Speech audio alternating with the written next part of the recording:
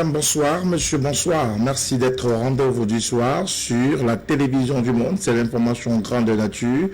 Une édition de ce samedi que nous aurons principalement par cette actualité en rapport avec la journée internationale contre les mutilations génitales. À l'occasion, la ville de Douala organise une plateforme de concertation, d'échange et de sensibilisation de la population.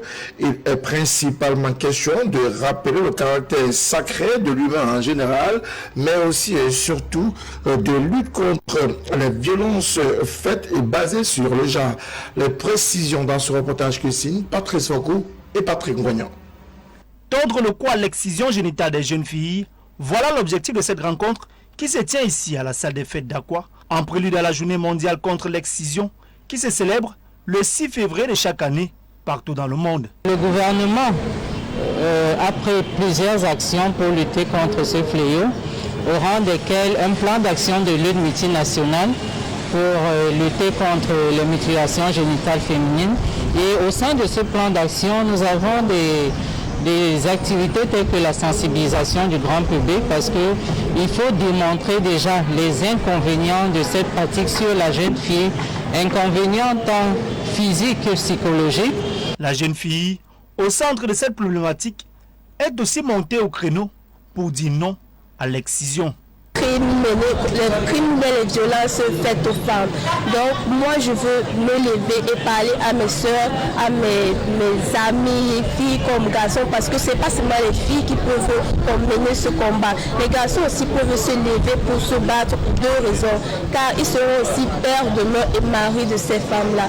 Donc je suggère que nous nous levons entre nous les filles pour combattre ces problèmes-là. Nous ne devons pas juste rester cachés à nous dire non, on ne peut pas faire, non, on va nous rejeter, on aura honte, on va manquer de confiance en nous. Les exciseuses, quant à elles, sont réorientées vers d'autres métiers. Les exciseuses sont formées à d'autres métiers.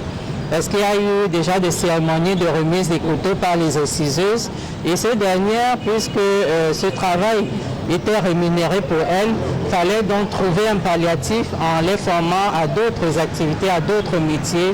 Et c'est ce qui a été fait par le ministère de la Promotion de la Femme et de la Famille. Selon un rapport de l'UNICEF rendu public en 2019, 20% de la population féminine serait touchée par le phénomène de mutilation génitale féminine.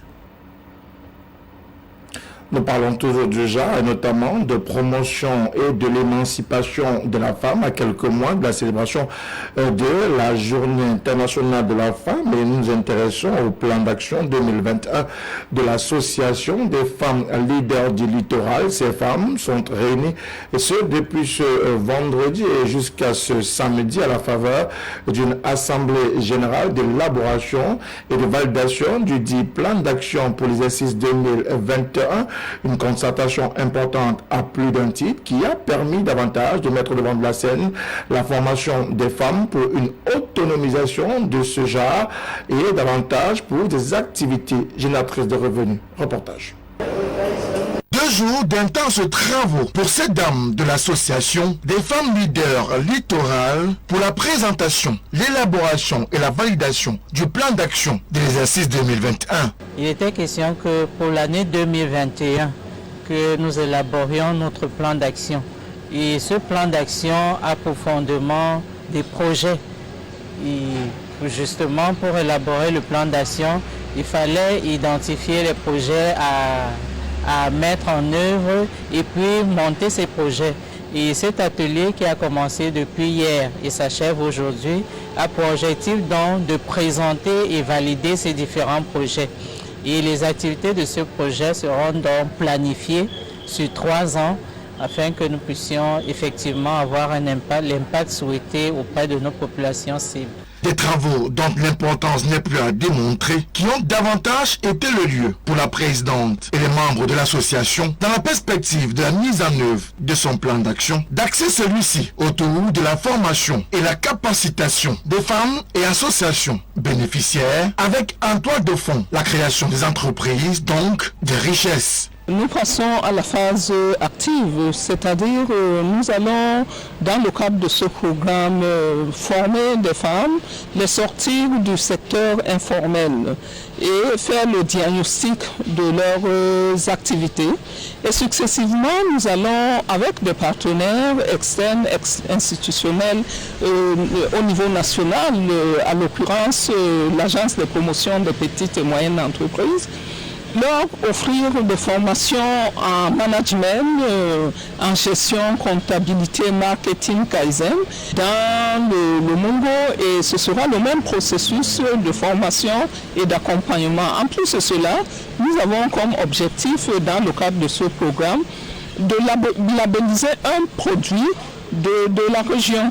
Et ceci en 3 ans. Un objectif prioritaire pour l'association des femmes leaders du littoral qui ne va pas sans difficulté sur le terrain. Nous avons juste quelques difficultés financières, mais nous pensons qu'avec la volonté et l'engagement que nous avons, nous pourrons, et avec des partenaires aussi, nous pourrons mettre en œuvre tous ces projets. Avec seulement 7 mois d'existence, l'association Femmes Leaders du Littoral entend à long terme autonomiser les femmes du Mungo, du Nkam, du Vouri et de la Sénaga maritime. Nous voulons vraiment sortir les femmes Sawa de la dépendance, qu'elles soient autonomes économiquement, financièrement. Elles sont des femmes dynamiques depuis des lustres, mais nous voulons qu'elles soient organisées et qu'elles aient des entreprises formelles dans le tissu économique du pays. Et pour parvenir à mener à bien son plan d'action de l'exercice 2021, les femmes leaders du littoral comptent à la fois sur la volonté, la détermination et le dynamisme de ses membres, mais bien plus sur l'appui technique et financier de ses partenaires institutionnels, étatiques et privés. Nous restons dans la capitale économique du Cameroun, Douala, pour parler cette fois-ci des acteurs de la route et notamment des mototaximans qui restent toujours en marge de la loi. Pourtant, la loi les oblige et leur recommande à se conformer à la législation en vigueur pour ce qui est des conducteurs d'engins à titre onéreux. Une campagne de sensibilisation et même de répression est désormais initiée sur le terrain par le préfet du département du Vouri. Tout mototaximan pris sans son permis de conduire sera purement et simplement son engin conduit à la fourrière et lui s'expose à des sanctions telles que prévues par la réglementation en vigueur. Pourtant, la dite campagne fait face à une espèce de rigidité et même par contre de rigueur dans l'exercice. Davantage, les mototaximens s'insurgent contre la dite campagne. Ils voudraient voir le préfet du département du Vouri descendre sur le terrain, aller à la rencontre par exemple des acteurs du secteur d'auto-école pour obtenir justement le document demandé sur le terrain. Reportage. Bientôt la fin du transport clandestin par moto dans le département du Vouri. L'autorité administrative de Séon, à savoir Benjamin Boutou, vient de siffler la fin de la récréation en rappelant à l'ordre ses usagers de la route sur l'intérêt majeur de disposer de ces pièces officielles et notamment du permis de conduire. Vous prenez une moto, la personne n'a pas de permis de conduire. Alors s'il arrive quelque chose, qu'est-ce qu'on dira? Ce n'est qu'une évidence, non?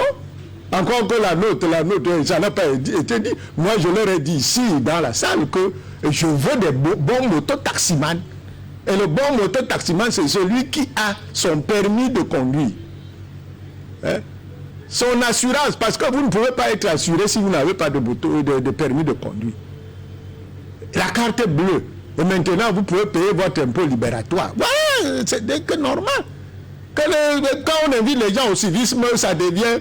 Donc le civisme devient maintenant une règle. Et quand vous voulez parler du civisme, c'est vous qui êtes mal vu. Moi, je ne comprends pas. Une mesure préfectorale saluée à sa juste valeur par les acteurs de ce secteur. Moi, je trouve que c'est normal qu'un mototaximan doit avoir un permis catégorie A. L'arrêté du préfet vient entrer en droite ligne avec les prescriptions du chef de l'État. J'ai un sentiment ici de fierté parce qu'enfin, nous trouvons des instances au niveau de l'administration qui ont compris que ce n'est que par les acteurs de ce secteur que nous pourrons sortir de l'informel pour le formel. Seulement, les conducteurs d'engins à 2 roues, à titre onéreux ou non, posent le problème du prix de ce document de transport qu'est le permis de conduire et invitent le préfet du département du Vouri à faire la médiation avec les promoteurs des auto-écoles. Il faut que le préfet fasse l'effort de se rendre dans les bureaux des formateurs de l'auto-école pour qu'on puisse réduire le prix. Là, il n'est pas maintenant de prix que les auto-écoles peuvent maintenant mettre ça, ces permis-là, parce qu'ils ne peuvent pas attendre que le préfet a demandé qu'on ils augmentent les prix au permis catégorie A. Pourtant, dans les auto-écoles, malgré la sensibilisation, les campagnes de formation menées avec l'appui parfois de la gendarmerie nationale et de bien d'autres acteurs, des permis de conduire obtenus par ces derniers restent en souffrance dans leur structure, ceci à raison de l'incivisme notoire des mototaximens. À notre niveau, avec tout ce qu'on a déjà fait comme sensibilisation, on se rend compte qu'il y a des gens à la peau dure qui continuent à croire que l'État ne peut pas agir parce qu'il est inadmissible que quelqu'un nous fasse dépenser. D'aucuns ont payé 500 francs. On a payé les formateurs, on a payé tout ce qu'il fallait au niveau de l'administration pour que leurs permis sortent. Les permis sont là en souffrance. Et ils continuent à marcher comme ça, à rouler sans permis de conduire. Donc nous pensons que le temps est arrivé pour que l'État puisse sévir. Le rappel alors du préfet du département du Vouri semble même créer des émules sur le terrain lors de la vérification des 10 documents à raison de la campagne déjà enclenchée. Et à ce sujet, Benjamin Mboutou se veut clair et précis. Quelle bagarre il y aurait si quelqu'un présente ses pièces? Il y a bagarre parce que ceux qui ne veulent pas présenter les pièces estiment qu'ils sont dans leur bon droit. Ouais. L'irrégularité est devenue un droit maintenant. Nous ne pouvons pas continuer comme ça. Dans une république où on veut que les gens soient... la république, c'est quoi? C'est une société policée. Rappelons que la campagne de lutte contre le transport clandestin, déjà en vigueur sur le terrain, court depuis le 25 janvier 2021 et c'est jusqu'au 24 avril prochain. Précisons qu'en rapport avec cette campagne qui a cours, le préfet du département du Vouri, Benjamin Mboutou, va conduire les opérations de répression de lundi 8 février 2021 prochain. Et ce sera à partir de la commune d'arrondissement de Douala 4e, précisément au lieu dit Carrefour Bonassama, pour ainsi demander ou exiger le permis de conduire aux acteurs du secteur de mototaxi à titre onéreux. Et la dite campagne va s'étendre sur tous les autres arrondissements du département du Vouri. Nous notons à présent le cap dans le nord-ouest du Cameroun, précisément Bamenda. Donc les routes vont considérablement être réhabilitées et réaménagées dans les tout prochains jours.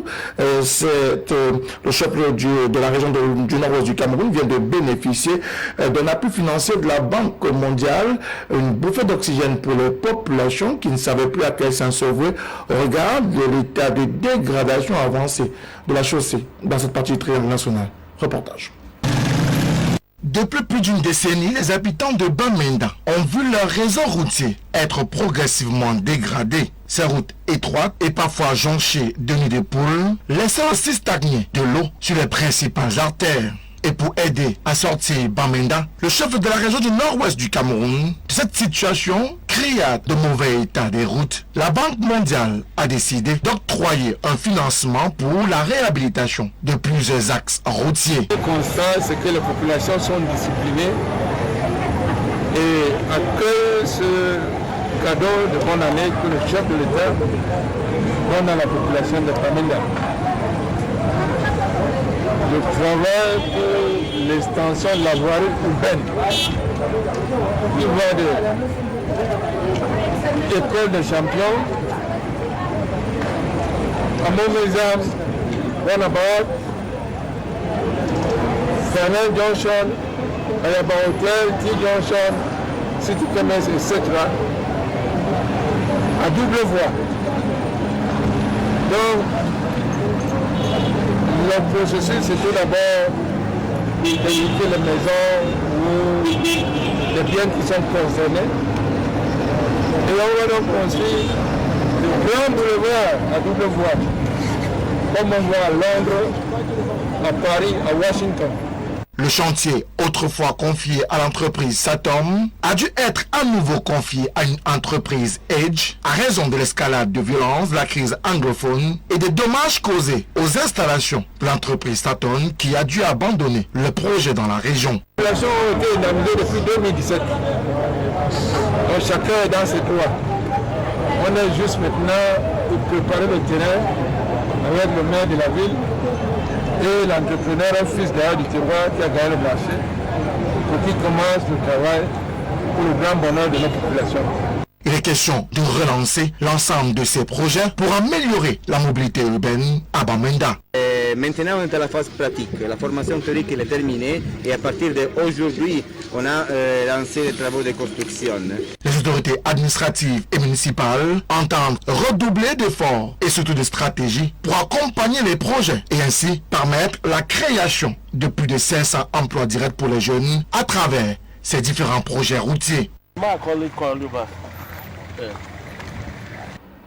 Et puis nous restons dans la ville chef de la région du nord-ouest du Cameroun pour à présent nous intéresser aux festivités marquant la 55e édition de la fête nationale de la jeunesse. L'apothéose de ces festivités aura lieu le 11 février 2021 prochain, même si le gouvernement de la République a opté pour l'absence de parade à travers le pays. Les festivités, quant à elles, vont bon train sur le terrain, une espèce de cohésion d'ensemble. D'ailleurs, à Bamenda, c'est l'esplanade de la 5e région de l'armée de terre qui a servi de cadre à ces festivités, présidées du reste par Adolphe Lafik Deben Chofo, le gouverneur de la région du nord-ouest du Cameroun. Ils sont issus des écoles primaires et secondaires gérées par le gouvernement de la République. Élèves et étudiants en général ont convergé sur l'esplanade de la 5e région militaire pour mettre en commun et en valeur leurs talents. Les jeunes ont participé à divers concours de chant et de danse, une célébration faite sous le thème Jeunesse, Résilience, défis et opportunités en période de Covid-19. C'est davantage la thématique qui meuble les activités de cette édition 2021 de la fête de la jeunesse. Adolphe Lafik Deben Chofo, gouverneur de la région du nord-ouest du Cameroun, à la faveur des festivités de la 55e édition de la fête nationale de la jeunesse, a exhorté les jeunes à rester inébranlables dans la résilience face à la pandémie du coronavirus. Le chef de l'État, qui est très content de la jeunesse camerounaise, à travers la démonstration qu'ils ont faite aujourd'hui, de leur capacité d'action et de mobilisation pour faire face aux défis de l'heure. Ils sont d'abord sanitaires et ils se sont engagés à respecter les mesures barrières pour éloigner la pandémie de notre région. Ils sont également engagés à se mobiliser derrière le chef de l'État pour qu'une paix durable revienne dans la région du Nord-Ouest.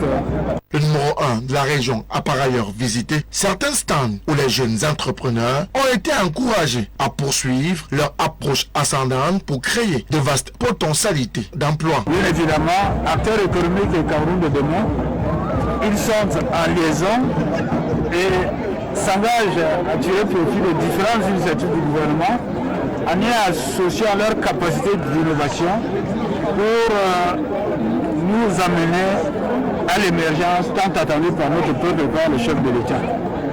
Je voudrais par conséquent les encourager. Les acteurs de l'éducation, de la jeunesse et de l'éducation civique ont saisi l'opportunité de la journée pour rappeler que malgré la décision qui proscrit les parades à travers le triangle national, la fête de la jeunesse sera unique en son genre en cette année 2021 dans la région du nord-ouest du Cameroun.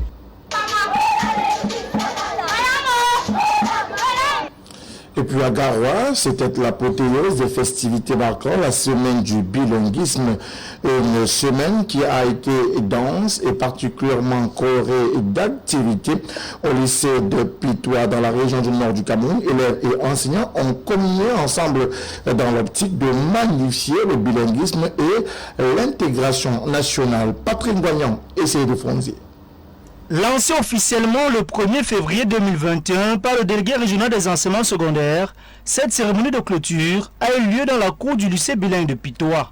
Un moment riche en couleurs, au cours duquel les élèves ont exprimé leur attachement aux idéaux de notre multiculturalisme à travers des poèmes, des sketchs, des ballets, des danses traditionnelles et même modernes.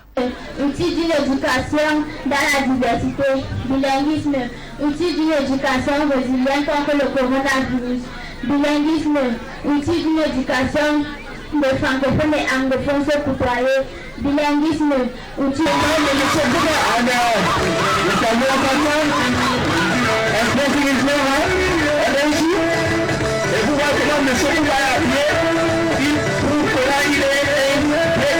Une célébration dans un contexte particulier, marqué par la pandémie du coronavirus. À cet effet, des mesures barrières ont été respectées durant cette cérémonie de clôture de la semaine du bilinguisme. Le délégué régional des enseignements secondaires Adidja Toussadjo, dans son speech, a exhorté les élèves et enseignants de maintenir la flamme du bilinguisme allumée. Faites-moi une semaine d'intenses activités et je crois que nous pouvons nous estimer véritablement satisfaites parce que les activités ont bien été menées dans le strict respect des mesures barrières. Nos élèves ont eu à pratiquer nos deux langues officielles, c'est-à-dire le français et l'anglais, et ils sont réellement bilingues et il y a de quoi être satisfaite. Je suis satisfaite du déroulement de l'événement et le conseil que je peux donner à mes élèves, c'est d'appliquer. Hiérarchie vient de communiquer, c'est-à-dire être bilingue, apte dans toutes les deux langues, français et anglais. Le proviseur du lycée bilingue de Pitois s'est félicité du choix porté sur son établissement. Elle a aussi expliqué comment la pratique du bilinguisme est effective dans l'établissement dont elle a la charge.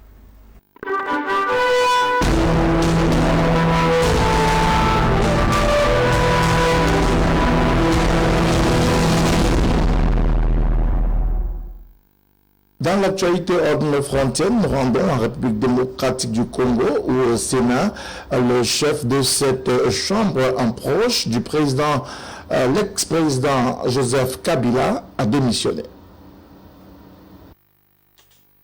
Dans une lettre adressée au sénateur, Alexis Tambwe Mwamba dénonce un coup de force des pétitionnaires qui ont, selon lui, violé le règlement intérieur du Sénat ainsi que la constitution congolaise. Mais il reconnaît avoir perdu la confiance de la Chambre haute et remet donc sa démission. 64 sur 109 sénateurs avaient déposé mardi une motion de censure contre lui. Sa chute semblait donc inéluctable. Pour rappel, Alexis Tambwe Mwamba est un fidèle parmi les fidèles de Joseph Kabila, l'ancien président qui avait conservé une influence majeure sur la vie politique congolaise, même après son départ du pouvoir en 2019. Sa plateforme politique, le FCC, conservait jusqu'à il y a quelques semaines une majorité écrasante des sièges à l'Assemblée nationale et au Sénat. Mais ces dernières semaines, Félix Tshisekedi, le président, a tout fait pour écarter son prédécesseur du pouvoir. Il a convaincu une écrasante majorité des députés de le rejoindre et de destituer la présidente de l'Assemblée nationale en décembre. Et la semaine dernière, les députés ont voté à une majorité écrasante, encore une fois, une motion de censure pour faire tomber le Premier ministre pro-Kabila et son gouvernement. Le président du Sénat, Alexis Tambwe Mwamba, était donc le dernier verrou à faire sauter pour Félix Tshisekedi, qui a désormais les mains libres pour gouverner comme il l'entend et former un nouveau gouvernement. Et c'est une victoire d'autant plus importante qu'elle le renforce alors qu'il s'apprête à prendre la présidence tournante de l'Union africaine ce week-end. Nous parlons de l'Union africaine qui s'est réunie à un sommet et au cœur de ce sommet, la lutte contre le coronavirus. Le président sud-africain avait tenu à se déplacer en personne, accueillir le premier million de doses de vaccins, attendu comme le messie dans le pays le plus touché du continent africain par la pandémie. The arrival of these vaccines contains the promise that we can turn the tide on this disease. Il y a une certaine urgence car l'Afrique, qui avait plutôt bien résisté à la première vague, subit la deuxième de plein fouet. Plus de 90 000 morts à l'échelle du continent. Et si sur le papier, un peu plus d'1 milliard de doses ont été sécurisées grâce à 2 initiatives internationales de financement coordonnées par l'Organisation mondiale de la santé et l'Union africaine, celles-ci tardent à arriver. On a comme l'impression effectivement que les gens les plus puissants se servent d'abord et se servent au maximum pour penser à d'autres. Donc vraiment, il y a une attitude très égoïste. Une poignée de pays n'ont pas attendu les initiatives internationales pour passer commande. Certains, comme le Kenya, l'Égypte ou encore ici le Maroc, négociant des doses contre des essais cliniques.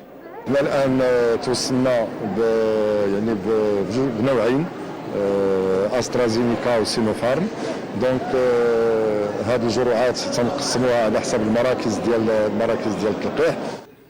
Une vaccination qui pose aussi de nombreux problèmes logistiques. Certains vaccins, comme celui de Pfizer-BioNTech, demandant des conditions de conservation spécifiques. Mais si c'est des vaccins qui demandent des chaînes de froid ultra performantes, ça c'est un défi parce que non seulement il faut les équipements, mais aussi le personnel n'est pas habitué à manipuler ces types de vaccins. Le continent aurait besoin d'un peu plus d'1,5 milliard de doses pour vacciner 60% de sa population, un coût estimé entre 5 et 8 milliards d'euros. Et même si la Banque mondiale compte prendre à sa charge une partie de ces dépenses, plusieurs ONG mettent en garde l'Afrique de garder des réserves pour faire face à d'autres pandémies, comme celle de la malaria. Et puis avant de refermer cette édition de l'information du soir sur la télévision du Monde, nous parlons également de l'actualité en Libye, où il est question de la nomination d'un nouveau Premier ministre. Des réactions fusent de part et d'autre du pays. Sur la place des Martyrs à Tripoli, les réactions ne se sont pas fait attendre. Les Libyens connaissent désormais le nom de leur Premier ministre intérimaire. C'est Abdelhamid Dbeibah, élu vendredi en Suisse sous l'égide de l'ONU, qui aura la lourde tâche de réunifier les institutions du pays avec un objectif. Nous examinerons le déroulement des opérations parce que soyons vraiment clairs. L'objectif est d'organiser des élections nationales. Réunis depuis lundi dans un lieu tenu secret, les 75 membres du Forum du dialogue politique libyen ont tranché pour la liste de cet influent homme d'affaires. Un résultat inattendu, bien que salué par le secrétaire général des Nations Unies.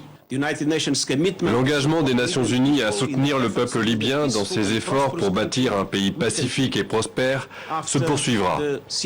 Après le cessez-le-feu convenu, les élections qui ont maintenant eu lieu montrent que la Libye va dans la bonne direction. La Libye, déchirée entre Est et Ouest depuis la chute de Mouammar Kadhafi en 2011, peine à sortir du conflit. Abdelhamid Dbeibah prend la suite de Fayez al-Sarraj, nommé en 2015, qui avait échoué à obtenir la confiance du Parlement. 6 ans plus tard, la tâche s'annonce toujours complexe. Abdelhamid Dbeibah est un homme d'affaires influent, mais il est également réputé en Libye pour être très corrompu. Cette nouvelle autorité exécutive aura très peu de pouvoir sur le terrain. Ils feront face à une forte opposition. Ce n'est donc pas un exécutif qui peut unir la Libye. Un long chemin reste à parcourir pour le pays, ont déclaré dans un communiqué conjoint l'Allemagne, la France, l'Italie, les États-Unis et le Royaume-Uni. Madame, c'est la fin de cette édition de 19h45. Merci d'avoir suivi. Bon samedi à toutes et à tous. Surtout bon week-end. Au revoir et à très bientôt.